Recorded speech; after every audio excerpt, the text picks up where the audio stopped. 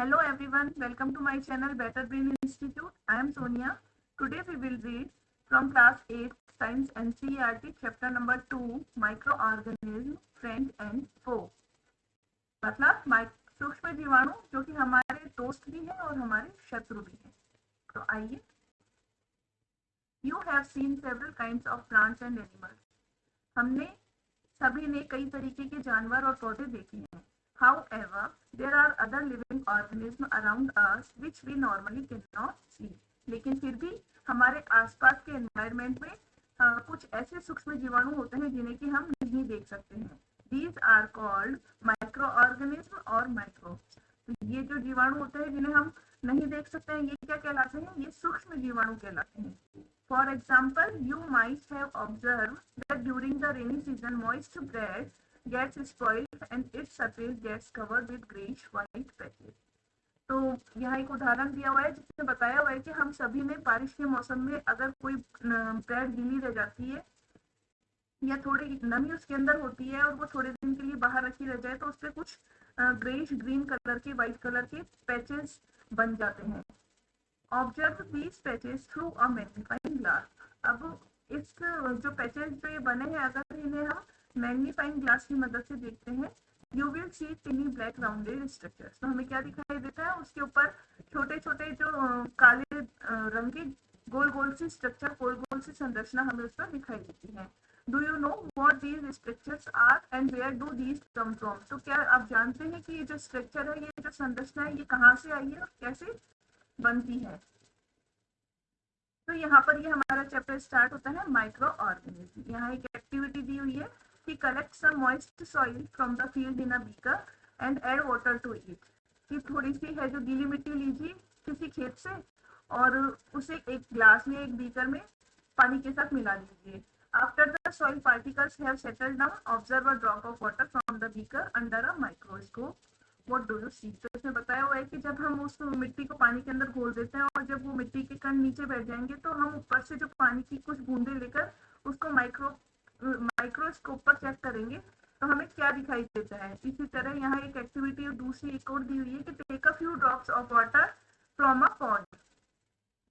कि कुछ एक पॉन्ड से, एक तालाब से पानी की कुछ बूंदे लीजिए, spread on a glass side and observe through a microscope. और इसे है जो माइक्रोस्कोप की ग्लास साइड पर डालकर फैलाकर चेक करिए। तो हमें क्या दिखाई देगा? Do you find टिनी organism moving around? तो क्या आपको कुछ छोटे छोटे से हिलते हुए जीवाणु दिखाई देते हैं? These observations show that water and soil are full of tiny organisms. तो इस ऑब्जर्वेशन से हमें क्या पता चलता है कि जो पानी होती है, मिट्टी होती है, ये कई तरीके के छोटे छोटे जीवाणुओं से भरी हुई है। दो not all of them fall into the category of microbes. लेकिन फिर भी इनमें से जो सभी तरीके के जो ऑर्गेनिज्म है वो माइक्रोब्स की श्रेणी में नहीं गिने जाते हैं। These microorganisms or microbes are so small in size that they cannot be seen with the unaided eye. इनमें से जो ये जो सूक्ष्म जीवाणु है वो अपने आकार में इतने छोटे होते हैं कि हम उन्हें जो नंगी आंखों से देख ही नहीं सकते हैं। Some of these such as the fungus as that grows on bread can be seen with the magnifying glass. अब इनमें से कुछ जैसे कि फंगस जो कि ब्रेड पर बनती है, उसे हम मैग्नीफाइंग ग्लास की मदद से देख सकते हैं। Others can not be seen without the help of a microbes. अब उनमें से जो दूसरे तरीके के जो माइक्रो ऑर्गेनिज्म है वो हम माइक्रोस्कोप की मदद के बिना नहीं देख सकते हैं। मतलब मैग्नीफाइंग ग्लास से कुंजी तो दिख जाती है, बट और दूसरे जो माइक्रो ऑर्गेनिज्म है वो मैग्नीफाइंग ग्लास से नहीं दिखते हैं। उनको देखने के लिए हमें माइक्रोस्कोप यूज करना पड़ता है। That is why these are called microorganisms और microbes। तो यही वजह है कि ये जीवाणु सूक्ष्म जीवाणु कहलाते हैं। Microorganism are classified into 4 major groups. तो माइक्रो ऑर्गेनिज्म को, सूक्ष्म जीवाणुओं को मुख्यतः 4 बड़े ग्रुप्स में बांटा है। These groups are bacteria, fungi, protozoa and some algae. तो इस ग्रुप के अंदर बैक्टीरिया आते हैं, फुंजी आती है, प्रोटोजोआ आता है और एल्गे आता है। Some of these common microorganism are shown in figure 2.1 to 2.4। तो यहाँ पर इस फिगर में कुछ तरीके के बैक्टीरिया और इन सबके कुछ पिक्चर शो किए हुए हैं। जैसे ये बैक्टीरिया के किए हुए हैं ऊपर, ये एल्गे है जो कि काईनुमा हरे पैचेस होते हैं, हरी होते हैं जो कीटाणु छोटे छोटे से। ये है स्पाइरोगायरा। ये प्रोटोजोआ के उदाहरण यहाँ पिक्चर्स दिए हुए हैं कि अमीबिया है और ये पैरामीशियम है। और ये है फुंजी, ब्रेड मोल्ड। ब्रेड में इस तरीके की संरचना दिखाई देती है। ये है दूसरे तरीके की फुंजी आ गई जो पेनिसिलियम है। ये एस्पेरेगस है। ये कुछ पिक्चर्स यहाँ पर दिखाए हैं बैक्टीरिया, फुंजी, प्रोटोजोआ और एल्गी की। फिर आता है वायरस। तो virus are also microscopic but are different from other microorganism. तो वायरस होते हैं जो माइक्रोस्कोपिक होते हैं, मतलब वो भी इतने छोटे जीवाणु होते हैं जो कि माइक्रोस्कोप की मदद से दिखते हैं, लेकिन फिर भी ये दूसरे माइक्रो ऑर्गेनिज्म में दूसरे सूक्ष्म जीवाणुओं से अलग होते हैं। दे however reproduce only inside the cells of the host organism। तो ये क्या होते हैं, ये जो होस्ट ऑर्गेनिज्म होते हैं, जिस होस्ट ऑर्गेनिज्म का मतलब है जिसके शरीर में ये वायरस होता है, तो वो होस्ट ऑर्गेनिज्म कहलाया। तो ये होस्ट ऑर्गेनिज्म के सेल्स के अंदर ही पनपते हैं, विच में भी अ बैक्टीरियम, प्लांट और एनिमल। तो ये बैक्टीरिया भी हो सकता है, प्लांट्स भी हो सकते हैं और एनिमल्स भी हो सकते हैं। ये होस्ट ऑर्गेनिज्म हो सकता है जिसकी सेल्स में ही वायरस रिप्रोड्यूस होते हैं। Some of the viruses are shown in figure 2.5। तो यहाँ वायरस का भी डायग्राम दिया हुआ है कि ये इस तरीके के वायरस होते हैं। तो वायरस होते तो माइक्रोस्कोपिक है, लेकिन ये अदर माइक्रो ऑर्गेनिज्म से डिफरेंट होते हैं क्योंकि ये अपने होस्ट ऑर्गेनिज्म की सेल्स के अंदर पनपते हैं। Common ailments like cold, influenza and most coughs are caused by virus. तो यहाँ पर वायरस की वजह से होने वाली कुछ बीमारियां जैसे कि सर्दी, जुकाम, खांसी, इनके नाम दिए हुए हैं। Serious diseases like polio and chickenpox are also caused by virus. तो जो पोलियो और चिकन पॉक्स होती है वो भी वायरस की वजह से ही होती है। Diseases like dysentery and malaria are caused by protozoa. तो उल्टी दस्त ये किसकी वजह से होते हैं, ये प्रोटोजोआ की वजह से होते हैं। whereas typhoid and tuberculosis are bacterial diseases। तो बैक्टीरिया की वजह से होने वाली बीमारियों के नाम आ गए टाइफाइड एंड ट्यूबरक्यूलोसिस। तो बैक्टीरिया से टाइफाइड, ट्यूबरक्यूलोसिस हो गई। और उल्टी दस्त, मलेरिया ये प्रोटोजोआ की वजह से हो गए। और सर्दी, जुकाम, खांसी ये वायरस की वजह से होते हैं। You have learned about some of these microorganisms in class 6 and 7।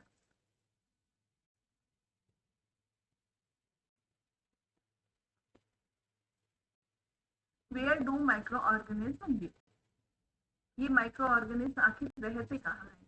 तो माइक्रो ऑर्गेनिज्म में भी single celled like bacteria, some algae and protozoa, और multicellular such as many algae and fungi. तो जो ये सूक्ष्म जीवाणु होते हैं वो सिंगल सेल्ड भी हो सकते हैं, एक कोशिकीय भी होते हैं, जिसके अंदर कौन कौन से आ गए, एक कोशिकीय में बैक्टीरिया आ गई, कुछ तरीके की एल्गे हो गई और प्रोटोजोआ हो गई।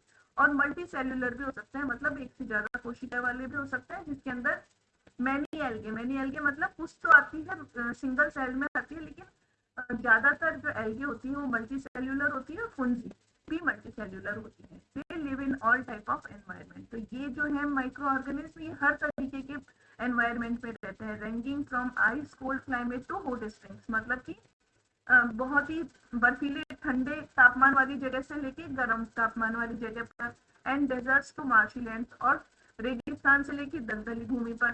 दे are also found inside the bodies of animals including humans.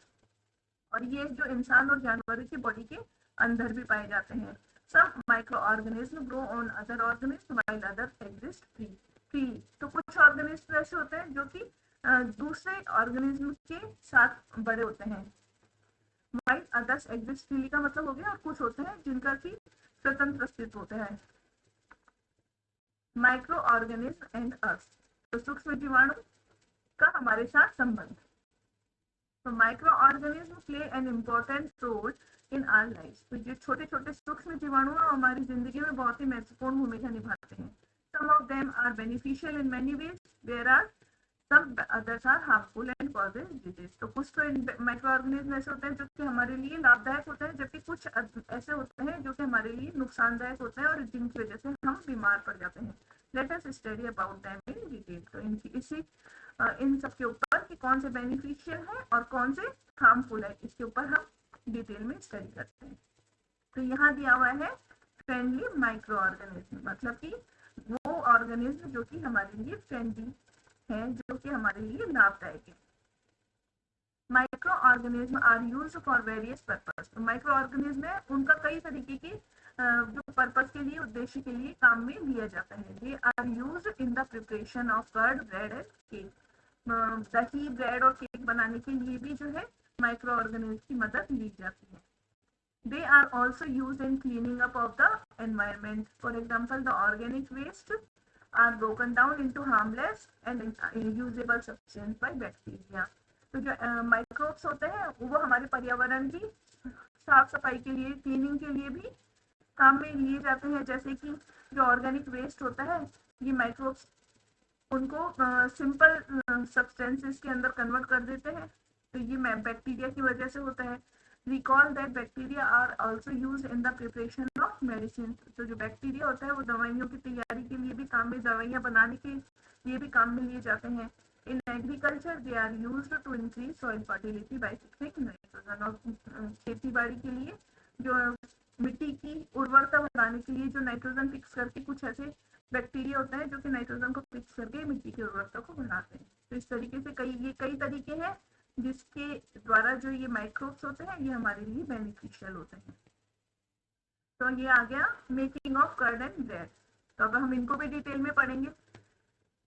You have learn in class 7 that milk is turn into curd by bacteria. तो हम सभी ने क्लास 7 में पढ़ा है कि जो दूध होता है उसको दही में कन्वर्ट कौन करता है? ये बैक्टीरिया करता है। ये बैक्टीरिया की मदद से, कीटाणुओं की मदद से दूध है जो दही में कन्वर्ट होता है।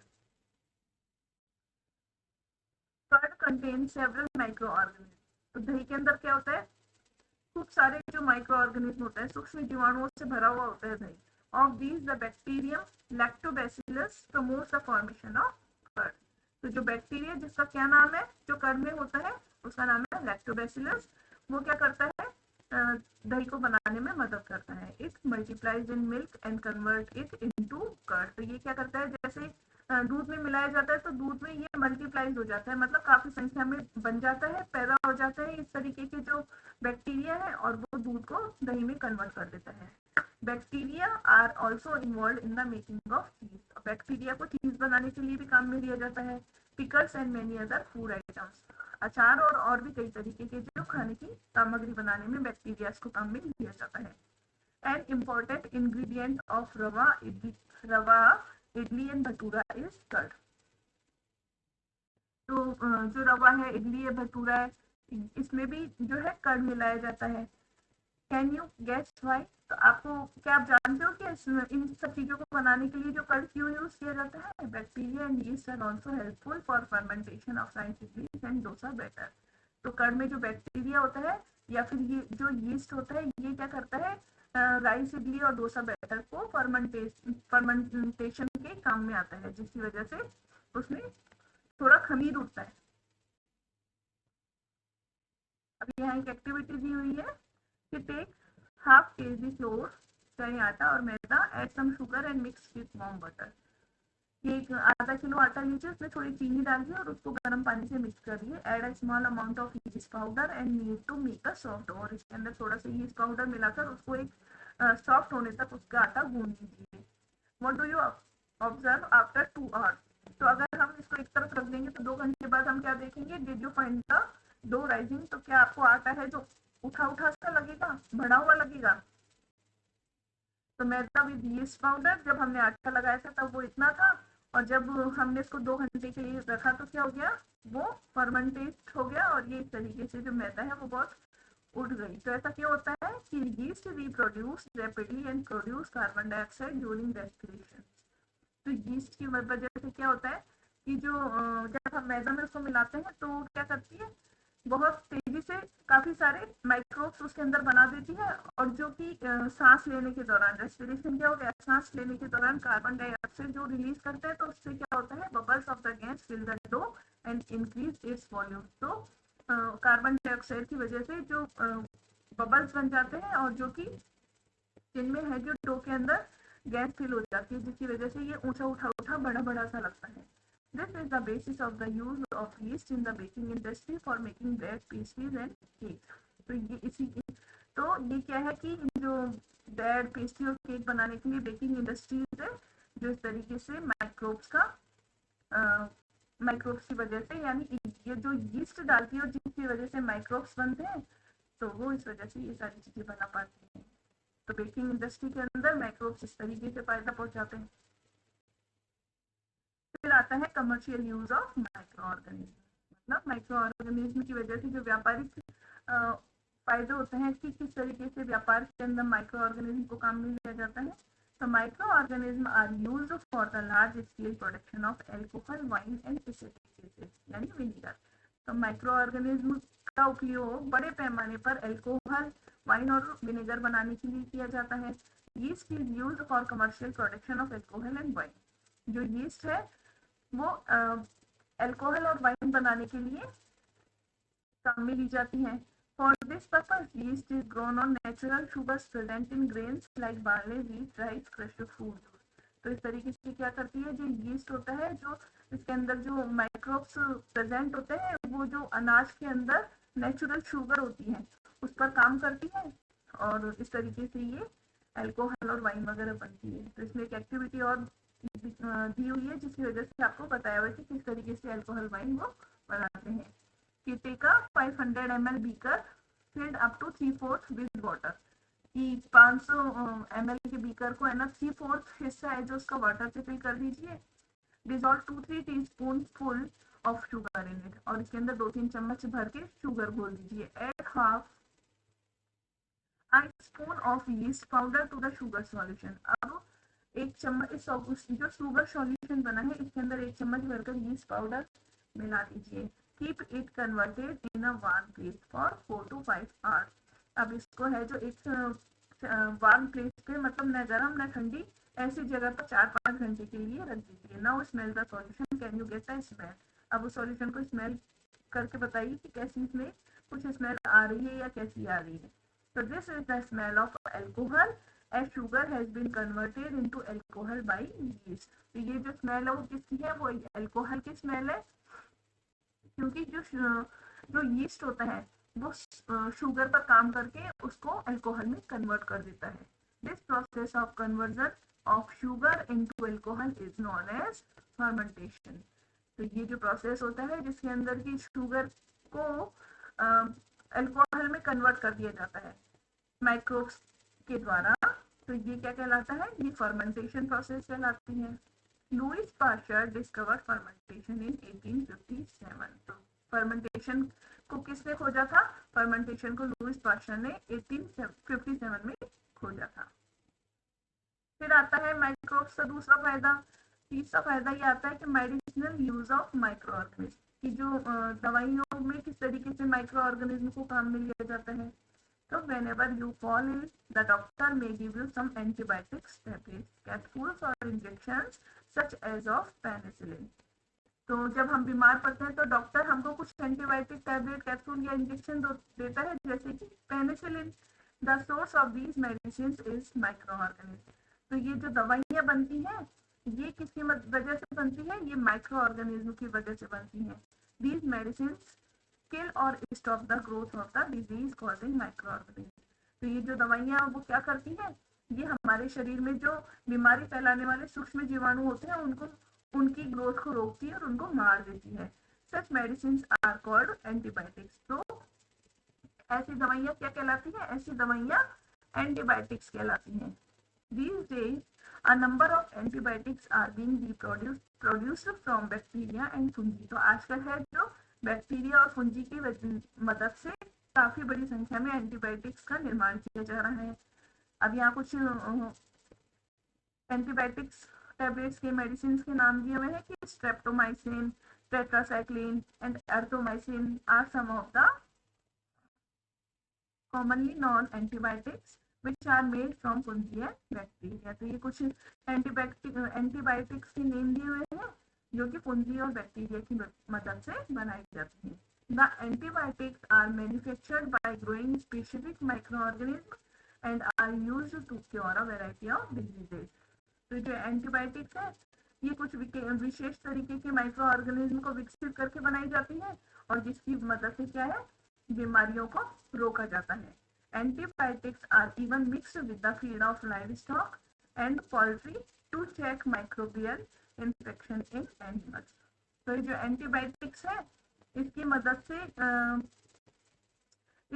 से मतलब जानवरों में माइक्रोबियल इन्फेक्शन को जानने के लिए भी ये जो एंटीबायोटिक्स होती है इनको जानवरों के और जो मुर्गियों के चारे में मिला दिया जाता है, तो उससे पता चल जाता है कि भी जो एंटीबायोटिक्स जो माइक्रो इन्फेक्शन इन एनिमल्स में है कि नहीं है. They are also use to control many plant diseases.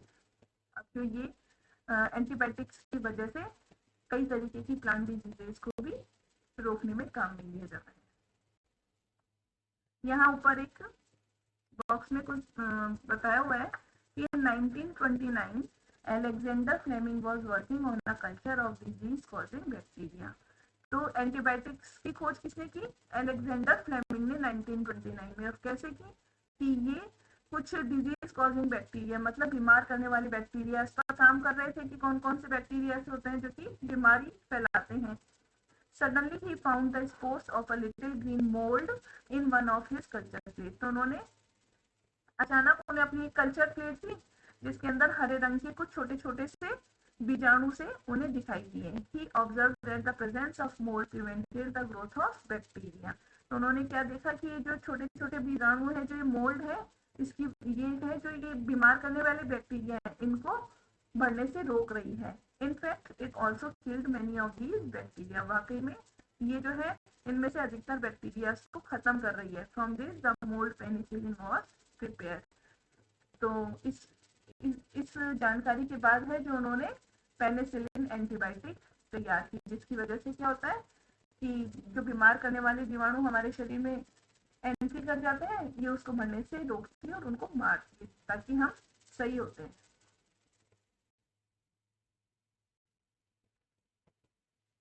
अब यहाँ नेक्स्ट बॉक्स में कुछ और बताया हुआ है जो कि है it is important to remember that antibiotics should be taken only on the advice of a qualified doctor. तो ये बहुत याद रखने वाली महत्वपूर्ण बात है कि जो एंटीबायोटिक्स होती है वो किसी अच्छे डॉक्टर की एडवाइस से ही हमें लेनी चाहिए. Also you must complete the course prescribed by the doctor. और डॉक्टर ने जितने दिन हमें ये लेने के लिए बोला है उतने दिन हमें इसका कोर्स कंप्लीट करना चाहिए. If you take antibiotics when not needed or in wrong doses, अगर हम एंटीबायोटिक्स को तब लेते हैं जबकि हमें इसकी जरूरत ही नहीं है या हम रॉन्ग डोज ले लेते हैं मतलब जरूरत से ज्यादा ले लेते हैं या कम लेते हैं, it may make the drug less effective when you might need it in future. तो ये हमारे शरीर पर है जो इफेक्ट इससे होने वाले इफेक्ट को कम कर देती है. ये भले ही भविष्य में हमें इसकी जरूरत पड़े तो ये उतना काम नहीं आएगी फिर. Also, antibiotics taken unnecessarily may kill the beneficial bacteria in the body. और बिना मतलब एंटीबायोटिक्स को लेने का एक नुकसान और क्या आएगा कि हमारे शरीर के जो अच्छे फायदा पहुंचाने वाले बैक्टीरिया उनको भी खत्म कर देगी. Antibiotics, however, are not effective against cold and flu as these are caused by the virus. अब सर्दी जुकाम में अगर हम एंटीबायोटिक्स काम में लेते हैं तो ये उतनी इफेक्टिव नहीं होती है क्योंकि जो ये कोल्ड एंड फ्लू होते हैं वो किसकी वजह से होते हैं? ये वायरस की वजह से होते हैं. फिर आता है इसका एक और फायदा माइक्रो ऑर्गेनिज्म का, वो है वैक्सीन. वैक्सीन भी इसकी मदद से बनाई जाती है. तो वैक्सीन का क्या उपयोग है? When a disease carrying microbe enters our body, the body produce antibodies to fight the invader. तो जब क्या होता है बीमार करने वाले माइक्रोब्स यानी रोगाणु हमारे शरीर में एंट्री कर जाते हैं तो हमारा जो शरीर है वो अपने आप उससे लड़ने वाली एंटीबॉडीज को तैयार करता है. The body also remembers how to fight the microbe if it enters again. और हमारा शरीर ये भी याद रखना है कि अगर इस तरीके के रोगाणु हमारे शरीर में दोबारा प्रवेश कर जाए तो उससे कैसे लड़ना है. If dead or weakened microbes are introduced into a healthy body, the body fights and kills the invading bacteria by producing suitable antibodies. तो क्या होता है कि अगर कमजोर और मरे हुए से रोगाणु हैं जो हमारे एक स्वस्थ शरीर के अंदर आ जाते हैं तो शरीर क्या करता है? शरीर कुछ ऐसी एंटीबॉडीज तैयार करता है जो कि इन रोगाणुओं को मार देता है. The antibodies remain in the body and we are protected from the disease causing microbes forever. तो जो एंटीबॉडीज है ये फिर भी हमारे शरीर में रहती है और हमें बीमार करने वाले रोगाणुओं से हमें सुरक्षित रखती है। This is how a vaccine works. अब इसी तरीके से जो है एक वैक्सीन काम करती है। 7 diseases including chloria, tuberculosis, smallpox and hepatitis can be prevented by vaccination। तो ये कुछ बीमारियों के नाम है जो कि वैक्सीनेशन के द्वारा दूर कर दी जाती है, मतलब इनसे हमारी सुरक्षा होती है। तो वैक्सीन की खोज किसने की? Edward Jenner discovered the vaccine for smallpox in 1798। तो स्मॉल पॉक्स के लिए वैक्सीन जो एडवर्ड जेनर ने बनाई थी 1798 में। In your childhood, you must have been given injections to protect yourself against several diseases। तो बचपन में आप सभी को कुछ इंजेक्शंस लगाए होंगे ताकि आप कई तरीके की बीमारियों से आपकी सुरक्षा हो सके। Can you prepare a list of these diseases? तो क्या आप एक लिस्ट तैयार कर सकते हैं कि कौन कौन सी बीमारियों से बचने के लिए आपको वैक्सीन लगाई गई थी? You may take help from your parents. आप इसके लिए अपने पेरेंट्स की मदद भी ले सकते हैं। It is essential to protect all children against these diseases। तो ये बहुत ही जरूरी है कि सभी बच्चों को इन बीमारियों से सुरक्षा मिल सके। Necessary vaccines are available in the nearby hospitals।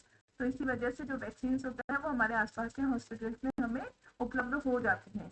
You might have seen the advertisement on TV and newspapers regarding protection of children against polio under the Pulses Polio program। तो एक जो पल्स पोलियो प्रोग्राम चलाया गया था जिससे कि बच्चों को है जो पोलियो से बचाया जा सके, इसकी एडवर्टाइजमेंट टीवी और न्यूज़पेपर्स पे हम सभी ने देखे हैं। Polio drops given to children are actually vaccine. तो जो पोलियो ड्रॉप्स बच्चों को दी जाती है, पिलाई जाती है, ये भी एक तरीके की वैक्सीन ही है, ये ओरल वैक्सीन है। A worldwide campaign against smallpox has finally led to its eradication from most parts of the world। तो जो ये स्मॉल पॉक्स के खिलाफ एक वर्ल्ड वाइड कैंपेन चलाया गया था, तो उसकी वजह से क्या हुआ है कि ये जो ऑलमोस्ट जो पूरे संसार के अधिकतर हिस्सों के अंदर ये खत्म हो चुकी है बीमारी। These days, vaccines are made on a large scale from microorganisms to protect humans and other animals from several diseases। तो आजकल क्या है, माइक्रो ऑर्गेनिज्म की मदद से बड़े पैमाने पर वैक्सीन का निर्माण किया जा रहा है ताकि इंसान और जानवरों की कई बीमारियों से सुरक्षा हो सके। एक फायदा माइक्रो ऑर्गेनिज्म का वैक्सीन बनाने में होता है। फिर आता है इंक्रीजिंग सॉइल फर्टिलिटी, मतलब मिट्टी की उर्वरता बढ़ाने के लिए। तो कैसे माइक्रो ऑर्गेनिज्म मिट्टी की उर्वरता बढ़ाते हैं?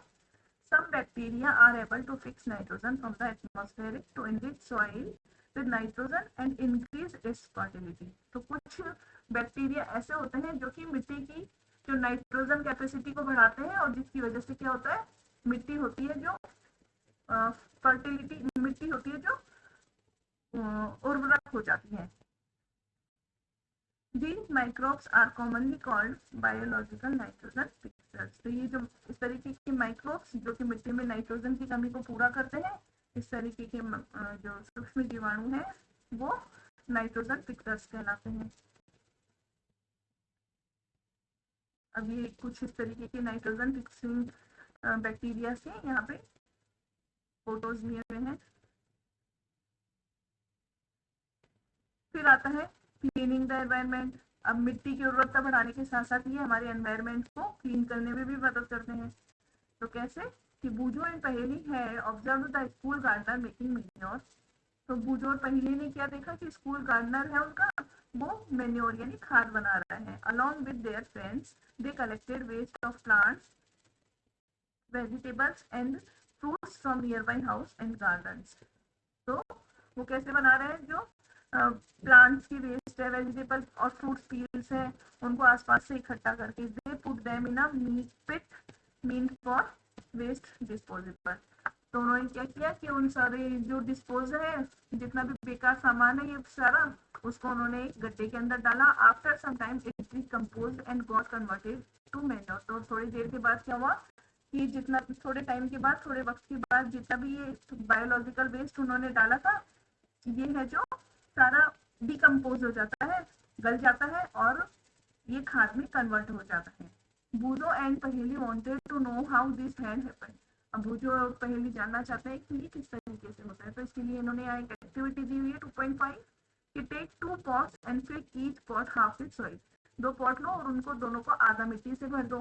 Mark them A and B. Put plants waste in pot A and things like polythene bags, empty glasses, bottles and broken plastic toys in pot B. तो ए के अंदर तो है प्लांट वेस्ट डालो, जैसे सूखी पत्तियां या फलों के छिलके, सब्जियों के छिलके, और जो दूसरा बी पॉट हमने लिया उसके अंदर पॉलीथीन, ग्लास बोतल, प्लास्टिक, ये सब डालो। पुट द पॉट्स असाइड, और इन दोनों पॉट्स को एक तरफ रख दो। Observe them after 3 to 4 week, 3-4 सप्ताह के बाद उनको देखो। तो do you find any difference in the contents of the 2 pots? तो क्या आपको दोनों पॉट्स में जो सामान रखा था उसमें कुछ अंतर दिखता है? If so what is the difference? और यदि ऐसा है तो क्या डिफरेंस है? You will find that plant waste in pot A has been decomposed. How did this happen? तो हमने जो प्लांट पॉट ए के अंदर जो प्लांट वेस्ट डाला था वो डिकम्पोज हो गया है, वो पूरी तरीके से सड़ गया है। और ये किस तरीके से हुआ है? The plant waste has been converted into manure by the action of microbes. तो ये इस वजह से हुआ कि जो प्लांट वेस्ट हमने उसके अंदर डाला था उस पर छोटे छोटे सूक्ष्म जीवाणुओं ने उस पर काम किया और उसको जो ब्रेक डाउन करके उसको मैन्योर के अंदर, खाद के अंदर कन्वर्ट कर दिया। The nutrients released in the process can be used by the plants again. अब जो ये मैन्योर बन गई है इसे पौधों के द्वारा दोबारा उपयोग में लिया जा सकता है इस खाद को। Did you notice that in pot B, the polythene bags, empty glasses, bottles and broken toys part did not undergo any such change? अब जो pot B के अंदर हमने प्लास्टिक, ग्लास और बोतल्स वगैरह रखी थी, इसके अंदर कुछ भी बदलाव किया है। The microbes could not act on them and convert them into manure. तो जो माइक्रोब्स होते हैं वो इस तरीके की चीजें पर एक्ट नहीं करते और जिसकी वजह से क्या होता है कि ये जो चीजें हैं ये मैन्योर में कन्वर्ट नहीं हो पाती है। तो जो माइक्रोब्स होता है सिर्फ बायोलॉजिकल वेस्ट होता है, जो प्रकृति से मिला हुआ कचरा होता है उसी पर काम करते हैं। इसलिए कहा जाता है कि प्लास्टिक बैग्स, प्लास्टिक बोतल्स इनको काम में नहीं लेना चाहिए, क्योंकि ये कई हजारों सालों तक भी इसी कंडीशन में हमारी जमीन के अंदर पड़े रहते हैं और हमारी जो सॉइल है उसकी फर्टिलिटी को कम करते हैं। You often see large amounts of dead organic matter in the form of decaying plants and sometimes dead animals on the ground. तो हम सभी ने काफी बड़ी मात्रा में है जो डिकेइंग प्लांट्स होते हैं, सड़ी गली पत्तियां, पौधों के जो अवशेष होते हैं और कुछ सड़े हुए मरे हुए जानवर होते हैं जो जमीन पर पड़े हुए देखे हैं। You find that they disappear after some time. तो आपने अगर ध्यान दिया हो तो आपको पता होगा कि कुछ टाइम के बाद अगर हम इनको हटाते भी नहीं है तो भी क्या होता है, ये जमीन पर दिखाई नहीं देते, गायब हो जाते हैं। This is because the microorganism decompose dead organic waste of plants and animals converting them into simple substances. तो ऐसा क्यों होता है कि जो माइक्रो ऑर्गेनिज्म होते हैं वो जो ये एनिमल्स और प्लांट्स की जो ऑर्गेनिक वेस्ट होती है इसको डिकम्पोज कर देते हैं और इसको जो है छोटे सरल पदार्थों में कन्वर्ट कर देते हैं। These substances are again used by other plants and animals। और ये जो सब्सटेंस होता है जो कि उन्होंने कन्वर्ट करके उसको खाद में बदल दिया था, ये फिर प्लांट्स और एनिमल्स के द्वारा काम में ली जाती है। Thus microorganisms can be used to degrade the harmful and smelly substances and thereby clean up the environment। तो इस तरीके से ये जो माइक्रो ऑर्गेनिज्म होते हैं ये क्या होते हैं, ये जो हार्मफुल और स्मेली सब्सटेंस होते हैं उस पर काम करते हैं और उससे उसको काम में लेने लायक वस्तुओं में, थिंग्स में बदल देते हैं, जिसकी वजह से भी क्या होता है, हमारा जो एनवायरनमेंट है वो क्लीन होता है। तो यहाँ आपने पढ़ा कि किस तरीके से जो माइक्रोब्स है वो हमारे लिए फ्रेंडली होते हैं। तो हमने क्या क्या पढ़ा कि कर्ड बनाने में फ्रेंडली होता है, मेडिसिनल यूज के लिए होता है, कमर्शियल यूज के लिए होते हैं और सॉइल फर्टिलिटी के लिए भी अच्छे काम में हम माइक्रोब्स आते हैं और एनवायरनमेंट क्लीन करने में काम आते हैं। तो ये तो हो गया वो पार्ट जो माइक्रोब्स हमारे फ्रेंड के रूप में करते हैं, हमारे दोस्त के रूप में करते हैं। अब कुछ माइक्रो ऑर्गेनिज्म ऐसे होते हैं जो कि हमारे लिए नुकसानदायक होते हैं, जो हमारे शत्रु होते हैं। तो इस पर हम अपना सेकंड वीडियो बनाएंगे। तो आई होप आपको ये जो चैप्टर है यहाँ तक आपको समझ में आया होगा। आपको अगर ये चैप्टर समझ में आया हो, अच्छा लगा हो, तो प्लीज मेरी वीडियो को लाइक करें, मेरे चैनल को सब्सक्राइब करें ताकि आप जुड़ सके जब भी हम अपना नेक्स्ट वीडियो बनाएंगे, आपको उसकी नोटिफिकेशन मिल सके। Thank you.